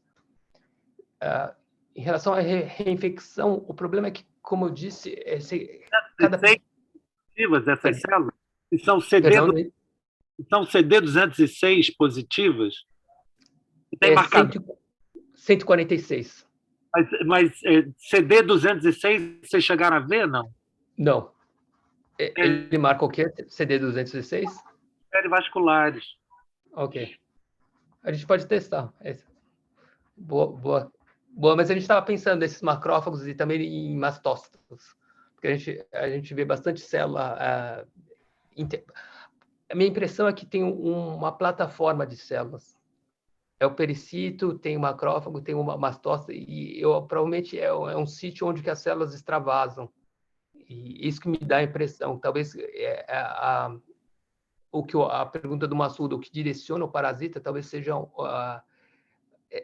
alguma dessas células está produzindo alguma coisa que possa ser quimiotático para o parasita, ou é um sítio que é mais fácil atravessar a barreira endotelial, tanto num sentido quanto no outro. Em relação à concentração de anticorpo, o problema é que quando você tem uma picada de mosquito, você recebe 10, 20 esporosites em mediana. Então, os títulos são muito baixos e a gente viu que precisa de uma certa concentração de anticorpo para você ser protetor, e você vê isso na vacinação com RTSS ou R21. Você precisa de um nível super alto de anticorpo para poder permitir esse cross-linking e ser protetor ou neutralizante. E a terceira, em relação à morte, a gente não sabe o que está morrendo, mas a gente vê a morte é um fenótipo bem terminal. A gente vê a perda de função antes da morte. Então, e a gente caracteriza com a morte porque é muito fácil detectar, mas a gente não sabe que tipo de morte é. Mas o parasita perde a infectividade antes de morrer, entre aspas, ficar permeável ao PI. Mas a gente não sabe. Obrigado, Marcelo. Bom te ver. Legal, Marcelo. Rogério. Vai, Cláudio, fica à vontade. Posso falar? Pode. Cláudio. Rogério, prazer rever seu trabalho. A gente que acompanha ele desde o início é um trajeto belíssimo, né? E uma história muito bonita e muito bem caracterizada, muito bem estudada, com informações muito relevantes. Eu tenho uma pergunta que eu fiz para você quando você falou, acho que pela primeira vez aqui no Instituto Oswaldo Cruz, que era se essas formas esquizontes que se desenvolvem na pele incluem ou pode incluir hipnozoítos. Eu tive que atender uma ligação na pergunta da Clarice, não sei se ela tocou, eu vi que ela falou em dormência, mas eu não sei se ela falou no sentido de hipnozoítos. Então, eu queria saber se você tem alguma evidência de que tenha hipnozoítos, você está estudando Vivax. Eu estou te fazendo essa pergunta porque você sabe que a gente descreveu a malária da Mata Atlântica como uma malária zoonótica, e, por incrível que pareça, o símium, que é muito parecido com Vivax, muito parecido sobre todos os aspectos, né? Mas a gente deixou claro que é um outro parasito, ele, por incrível que pareça, causa, até o presente momento, uma infecção no homem que não tem recaída. A gente não conseguiu ainda caracterizar nenhum caso de recaída, não só, evidentemente, naqueles que são tratados, que você sabe que inclui alguns pacientes que recaem, como naqueles que não podiam tomar primaquina e não recaíram. Então, não quer dizer que não tenha, mas eu fico pensando se isso não merecia um estudo e se tem alguma... se o que existe na pele é um correlato do que existe no fígado, se a gente conseguiria estudar a presença de pinozoides na pele. E uma outra pergunta, Rogério, é a seguinte: você disse que 60%, então, dos esporozoides vão ficar e vão se desenvolver na pele. Eles vão ficar na pele e vão se desenvolver ou nem tanto, porque o número de esporozoides injetados, você frisou várias vezes, é muito baixo, mas existe uma progressão geométrica, um aumento exponencial depois para cada asquizonte que é formado e com liberação de milhares de formas infectantes para os glóbulos vermelhos. Você acha que a malária, no final das contas, resulta mais desses 60% ou mais dos 40% que vão chegar no fígado? Obrigado, Cláudio. Prazer revê-lo. Obrigado pelas questões também. Vou começar pelas fáceis do epinozoíta, da dormência, que não são tão fáceis assim de responder. O que a gente vê é que na pele o parasita pode ser encontrado depois de semanas que você infecta a pele. A gente não sabe se isso pode ser considerado como uma dormência ou é um parasita crescendo mais devagar, ou seja, mas a gente não tem evidência experimental que realmente ele pode ser ativado e ser caracterizado como epinozoíta, por exemplo. O que eu vi também, que eu estava falando para a Clarissa, é que em adipócito a gente vê uma forma uninucleada do parasita, que é muito parecida com o epinozoíta, mas também a gente não chegou a seguir esse trabalho, porque é muito difícil você discriminar o que vem do fígado do que vem da pele. Então, a gente até pensou em fazer transplante de fígado, mas é muito complicado experimentalmente, e fazer transplante de pele também, para mostrar isso. E por isso que a gente estava apostando todas as nossas fichas em fazer sinomode fluorescente para poder estudar isso na pele de símio, que talvez possa ajudar a entender esse problema. Então, a primeira resposta é não sei. Em relação a... Desculpa, eu acho que eu não fui muito claro. 60% resta na pele, mas só 11% invade e se desenvolve em células da pele. E quando a gente mediu por bioluminescência, a carga parasitária na pele é muito inferior à carga parasitária no fígado. Então, para responder a sua questão, esses que invadem o vaso sanguíneo são muito mais importantes. E por isso que a gente não prestou muita atenção nisso na parte de infecção primária. E isso porque dentro da célula da pele, um parasita, um esporosita, ele produz muito menos merozoítos que no fígado. Então, se dá para contar o número de merozoítos na célula da pele, enquanto no fígado, provavelmente por causa da capacidade nutricional do hepatócito e da distância com o sangue. Então, se está no interstício, não tem tanto nutrimento. Okay. Obrigado pela questão, Fran. Legal. Obrigado, Rodrigo. Marcos está aí? Então, o Pedro... Não, eu tô. Ah, tá bom. Ruth, parabéns pela sua palestra, muito bom te ver de novo. Acho que a última vez que a gente se viu foi quando eu tomei café no seu laboratório, quando eu estava aí no Pasteur. E é legal que, nesses anos, seu trabalho avançou muito e, enfim, está um trabalho, como o Massuda falou, belíssimo. Como, na verdade, ainda como o Massuda falou, e você voltou agora nessa parte das questões a discutir, você falou que tem uma presença importante de mastócitos que são proximais ao sítio de infecção, onde o parasita atravessa, né? Você sabe se, assim, alergia é uma coisa que é muito estudada e que gera, entre outras coisas, uma vasodilatação grande, né? Você viu se, por exemplo, antagonistas de H1, que você tem vários muito bem caracterizados e bem específicos, eles fazem algum efeito sobre a infecção? Isso é uma pergunta.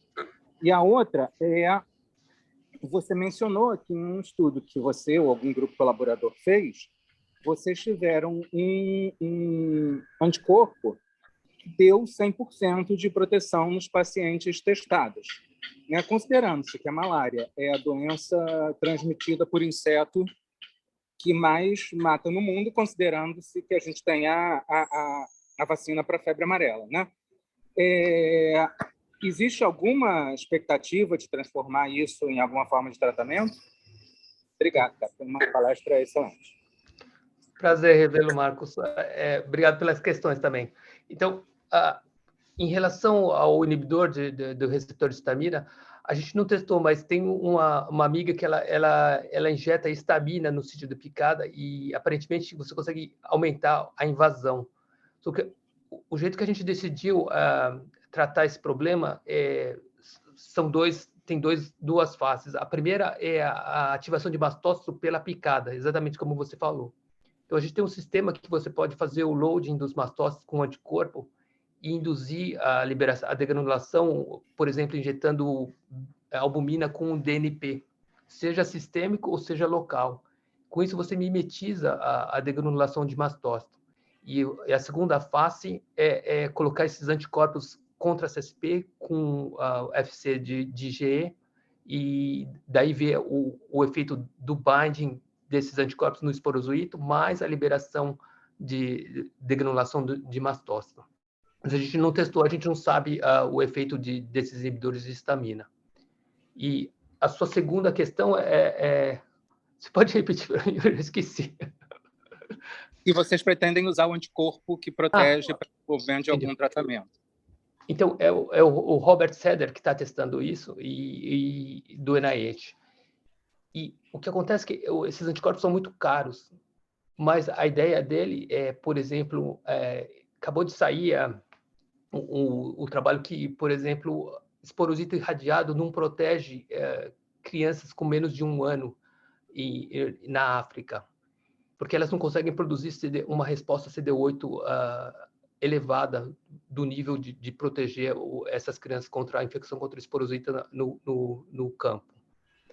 O que ele está pensando é talvez transferir esses anticorpos para as crianças que têm uma massa corporal menor e que isso poderia funcionar numa pequena população, mas continua sendo muito cara a produção de anticorpo e você precisa injetar uma quantidade bastante grande de anticorpo, o que deixa os custos muito mais elevados, mas eu acho que talvez com o desenvolvimento biotecnológico, talvez isso possa virar realidade um dia, mas...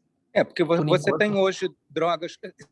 Eu posso estar enganado na doença, mas, se eu não me engano, é para tratamento de esclerose amiotrófica, que são drogas que são baseadas em edição de DNA, né, de CRISPR, e são drogas que custam, sei lá, $50 mil. Mas as pessoas estão botando no mercado porque se imagina que, em algum momento, à medida que a demanda for crescendo, isso vai baixar ou vai ter as agências de saúde vão subsidiar de alguma forma. Lógico que na África isso é mais complicado, né, por causa da falta de recursos. Mas, enfim, não sei, talvez fosse interessante olhar.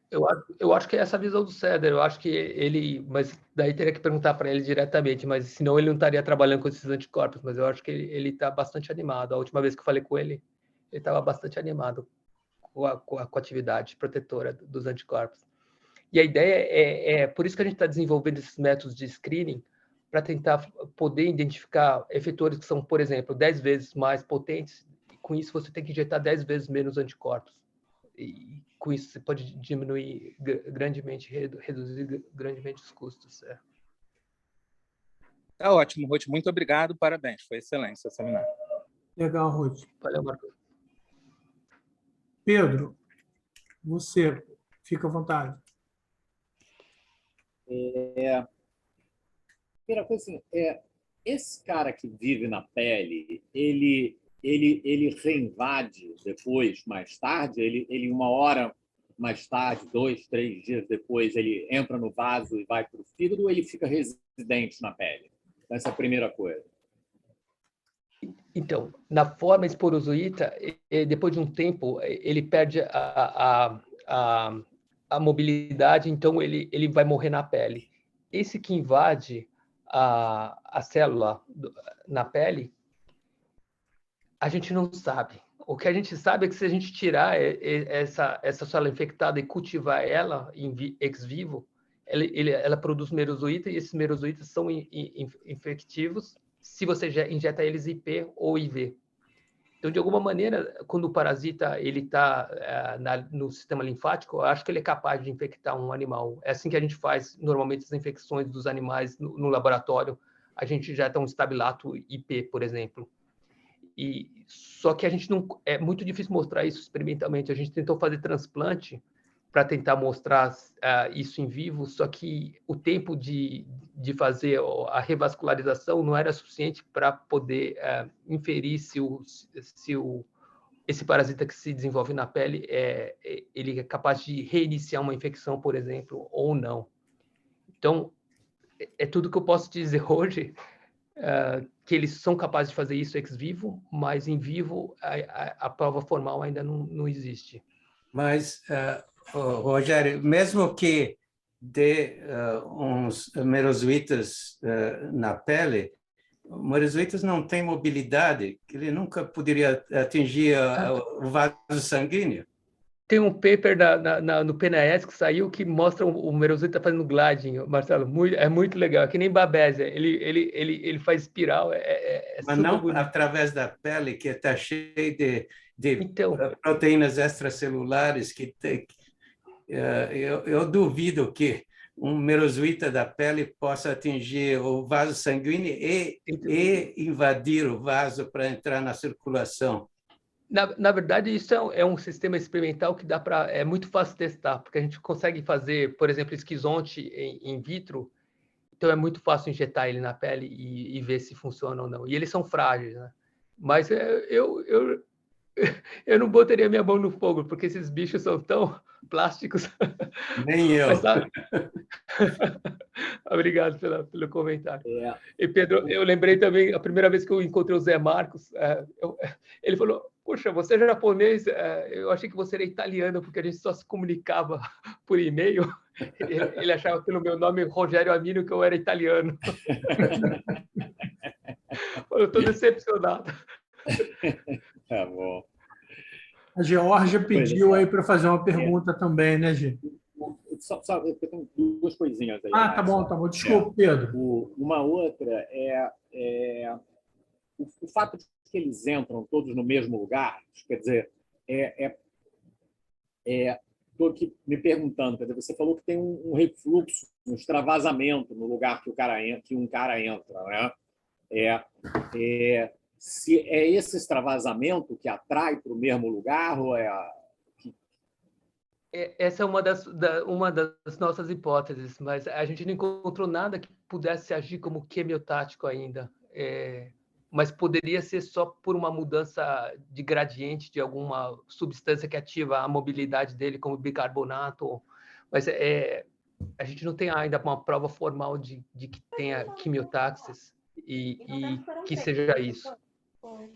Mas essa é uma das hipóteses que a gente está tentando trabalhar em cima. A outra coisa é assim, da minha ignorância do modelo. Quer dizer, a perforina abre um canal. Tá, mas não é por esse canal que o parasito entra. Quer dizer, como é que isso se relaciona com a entrada dele na célula? Como é que é a física da coisa?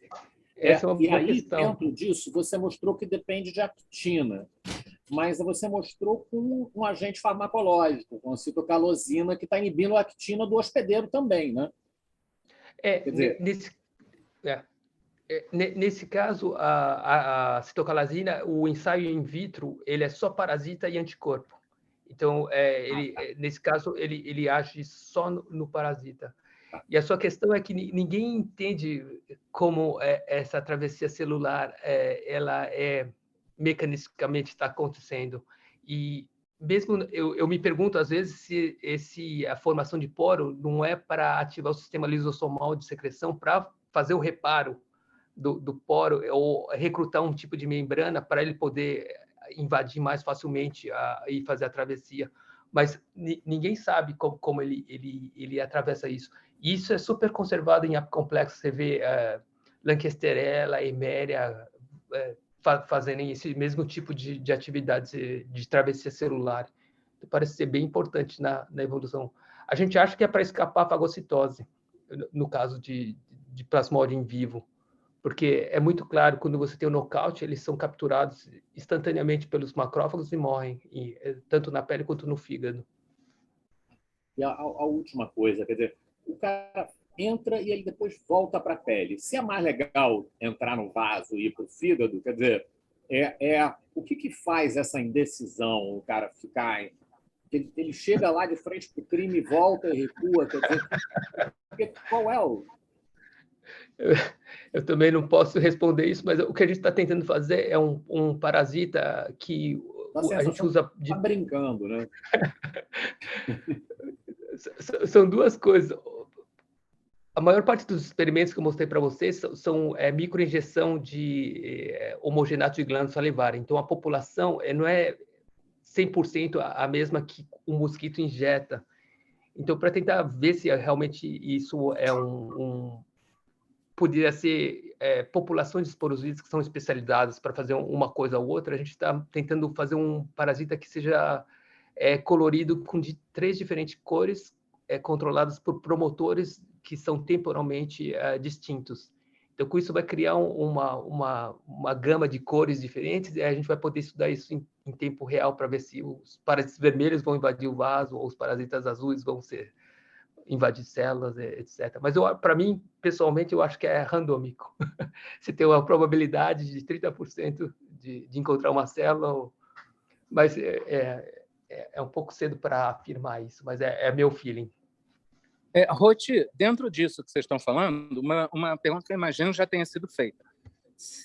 Quer dizer, que alguém já tenha respondido. Se você faz aqueles ensaios usando aqueles sistemas de Transwell e você coloca do outro lado da membrana plasma, isso atrai os parasitas? Ou sangue, enfim, isso atrai os parasitas? O problema é que a gente usa o soro para ativar os parasitas. Se você não tiver soro ou BSA, você não consegue ativar eles. Então, isso que faz o sistema um pouco complicado. Então, porque pode ser simplesmente... Mas assim, BSA, por exemplo, soro é complicado, concordo. Mas se for só BSA, ainda assim pode ter outra coisa no plasma que atraia. Até agora ninguém conseguiu mostrar. Tem um trabalho do Dvorak há muito tempo que ele diz que a glândula salivar tem alguma coisa que atrai o esporozoíto. Mas fora esse trabalho não tem nada que mostra que tenha uma atividade quimiotática em esporozoítos. Mas a gente tentou bastante testar isso, mas a gente não conseguiu um sistema experimental robusto para realmente mostrar isso de uma maneira sem dúvida. Então, a gente preferiu não publicar nada. A gente coloca hepatócito numa matriz de colágeno e a gente vê que os parasitas eles descem mais quando você tem hepatócito, por exemplo.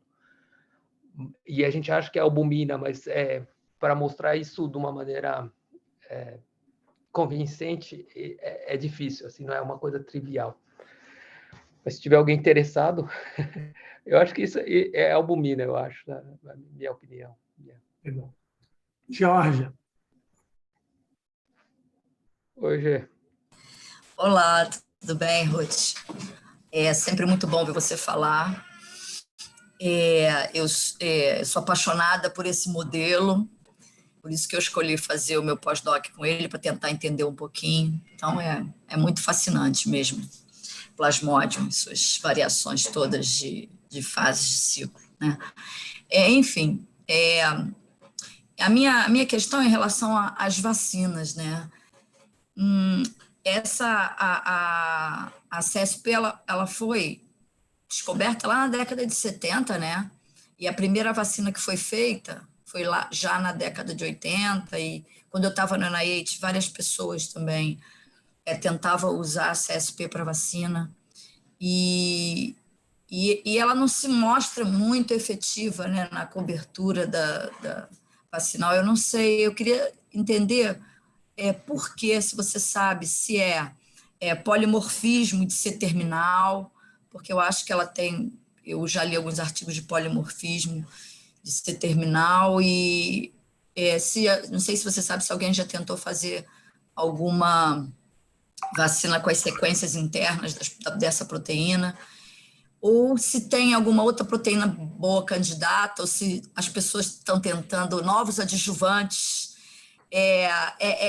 Porque a gente vê, né, mesmo no NIH, assim, tinham resultados maravilhosos, experimentais, né, que tinham, não tinha mais, né, quando a gente via a imunização nas cobaias, lá não tinha mais nenhum parasita, mas a vacina acabava não sendo efetiva.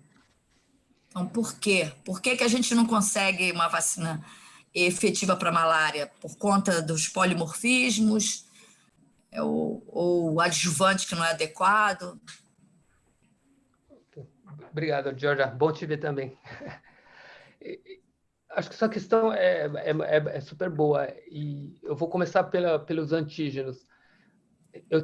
A gente fez um screening de antígenos protetores, e a gente testou 55 antígenos de esporozoíta, e eu posso dizer que o CSP é o melhor de todos. É um super antígeno. O problema da CSP é que os repeats são relativamente conservados. Só que você precisa dar uma quantidade, um título alto de anticorpo. E por isso que nos sistemas experimentais, onde você faz o seu challenge um mês, 2 meses depois, vai funcionar sempre, porque os seus títulos de anticorpos são protetores. Mas quando você está no campo, depois de 6 meses, ou como você vê pelo Covid, os títulos baixam, e daí a proteção já não é mais optimal. Mas se você conseguisse manter a concentração de anticorpo no nível protetor, você teria certamente proteção, porque você vê, os anticorpos são capazes de matar o parasita sozinho, mas daí você precisa de 30, 100 microgramas por ml desses anticorpos. E se tivesse um adjuvante melhor, então, adjuvante para essa vacina? Eu acho que esses adjuvantes já estão trabalhando no limite dos títulos. Eu acho que é mais manter os títulos, e o que a gente está tentando fazer agora é adicionar uma resposta CD8. Então, a gente descobriu uma combinação de antígenos, quando a gente mistura eles e administra aos camundongos, você tem 100% de proteção junto com a CSP. Mas é muito difícil fazer isso e misturar uma resposta humoral com uma resposta celular. E a gente está tentando agora transportar isso para o mundo do RNA, porque é mais fácil você misturar os antígenos com formulações de RNA do que usando outros métodos de delivery. A gente testou o construto da CSP da Moderna antes da Covid e funciona super bem. Mas funciona tão bem quanto os melhores sistemas que foram descritos até hoje. Mas a vantagem é que você pode misturar muito mais facilmente diferentes antígenos. Sim, lá no NIH, a gente tinha uma rivalidade muito grande do pessoal da vacina de vírus com o pessoal da malária. Então, eles sempre faziam piadas, né, com o pessoal da malária, porque eles não entendiam por que a gente não conseguia uma vacina, e eles tinham tantos royalties. Não dependiam nem mais do dinheiro da NIH, porque eles tinham muitos royalties. Então, realmente, é muito difícil essa tarefa. Obrigada, Ruth. Obrigada. Obrigado a você, Jorge, pelas questões. Perguntas? Eu tinha uma curiosidade em relação à invasão, né? Novamente, né? Naquele cluster que o Pedro chamou a atenção aí. Quer dizer, como é que é o ambiente químico disso? O efeito você falou bicarbonato, né? A interferência do bicarbonato. Está claro o porquê do bicarbonato, ou é uma questão química somente, de mudança desse ambiente? Você entendeu o que eu estou falando? Assim, entendi. Fiquei curioso. Na verdade, o bicarbonato a gente testou in vitro, mas poderia ser um gradiente de bicarbonato por causa do pH ou alguma coisa. Mas a gente não tem ainda como um método para detectar esse tipo de mudança química a esse nível celular, mas seria bem interessante testar e talvez testar indiretamente, controlar o pH, ou colocar um tampão super forte no sangue para ver se tem alguma coisa relacionada. Mas sobre o bicarbonato, a gente não publicou ainda, mas é tudo in vitro. É o ativador do motility do parasita. Porque as pessoas acharam que era o BCA, mas aparentemente o BCA protege o parasita da morte quando você ativa ele. E o que está ativando é o bicarbonato. Sim. Então o parasita tem um sensor de bicarbonato. Né? Indicadores de pH não funcionam para olhar no microscópio? No microscópio funciona, mas o problema é que é em vivo. Hein? O problema é que é no sistema em vivo. Então, é dentro do camundongo e precisa ter um sistema estável de medida de pH que possa permanecer no lugar enquanto você faz o imageamento Se você usar um camundongo novinho, você não consegue olhar por intravital? Então, tudo isso é por intravital, que eu mostrei para vocês. É direto, é camundongo adulto, a gente anestesia e olha direto na pele. E os do fígado, que eu mostrei para vocês, as células T, a gente tem um anel de titânio, que a gente faz um implante e consegue visualizar em tempo real também o que acontece no fígado e no baço. Mas dá para ver por intravital em tempo real. O duro é que o sistema de medida do pH que ele fique fixo e estável no sistema dinâmico que é a pele e os vasos. Inibidores de proto-TPase facilitam a invasão? Depois desse seminário, eu vou testar um monte de molécula. Que bom. A vantagem de falar com os especialistas. Por que, Massuda? Você tem uma hipótese? Porque se ele muda, eventualmente, bicarbonato faz, então deve estar alterando o pH. Então, pode ser que o pH local daquela região onde tem aquele hotspot esteja modificado e te atrai. Então, alguma coisa... O tamponante aí alterando, né? E aí uma próxima TPase de membrana ali, né? Poderia estar... Pode ser. Faz sentido. Não, é interessante, porque o bicarbonato ele funciona como Sim. uma base. Sim. Se você inibir a acidificação, inibindo as proto-TPases ou as movidas por pirofosfato, qualquer que seja, Sim. você não está jogando ácido, próton para fora, então você está alcalinizando da mesma forma, né? Então, talvez fosse interessante checar. Eu vou dizer isso para minha pós-doc, ela vai me matar. Você não sabe, esse é um trabalho manual, é muito trabalhoso fazer quantificação em vivo, assim, ela passa anos para, por exemplo, a Joana que trabalhou no fígado, ela passou 3 anos para coletar 96 eventos de 3 anos filmando direto. É muito trabalhoso, né? Muito legal, Roth, parabéns.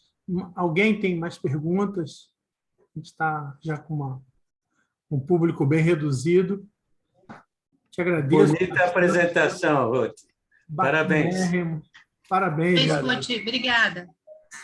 Obrigado a vocês aí. Foi muito bom te ver. Bom te ver novamente. Um abraço. Felicidades aí para a família. Para você e família. Dando uma pausa até o ano que vem. Tchau, Rogério. Valeu, obrigado. Tchau. Parabéns. Muito bom. Parabéns a vocês, organizadores. Obrigada, parabéns. Então, Feliz Natal para todos, né? É isso. Feliz Natal, É isso. Boas festas. É isso aí, tchau.